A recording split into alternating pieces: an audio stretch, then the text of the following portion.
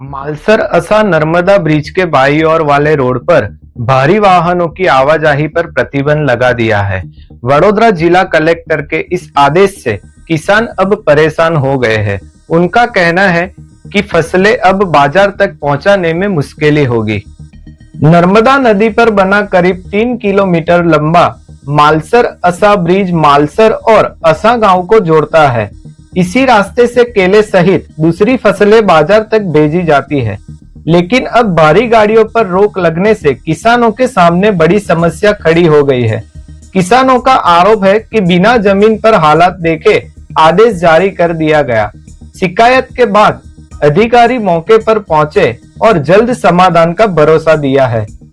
अरे आ नायब कलेक्टर અને ડીવાયએસપી આયા હશે ને બટાવેલા એ માલસર ગામમાં જાહેરનામું બહાર પાડેલું છે કે ભારે વાહન માટે પ્રતિબંધ કરેલો છે, એટલે એ પ્રતિબંધનો અમલવારી કઈ રીતે કરવી, પહેલાં પહેલી ગામના ખેડૂતોને અને ગામના નાગરિકોને પહેલાં પહેલી ગેરસમજ છે કે ભાઈ કઈથી લાગુ થાય અને કેટલો પાર્ટ આવે એમાં, એનો કોઈ ખુલાસો નહીં થયેલો, એટલે એ ખુલાસો થાય એના માટે એક અમે અરજી કરેલી હતી કે ભાઈ આનો ડાબી બાજુ એટલે ડાબી બાજુ માલસર અસા કે અસા માલસર એ બેની મેં એક ખુલાસો નતો, અને ગામમાં જે અમે ખેતી કરીએ છીએ તો અમારી કેળાની ગાડીઓ આવશે તો એને લાગુ થાય કે નહીં એના માટે બધા ખેડૂતોએ ભેગા થઈને અમે ગ્રામ પંચાયતમાં અરજી કરી હતી કે ભાઈ આનો ખુલાસો જુએ, એટલે સરપંચશ્રીએ આગળ કંઈક રજૂઆત કરી હશે, એને લઈ અને આજે આ જોઈન્ટ વિઝિટ હતી આ લોકોની, અને એમને અમને એ કીધું છે કે ભાઈ અમે આનો કંઈક સુખદ નિરાકરણ લાવીશું।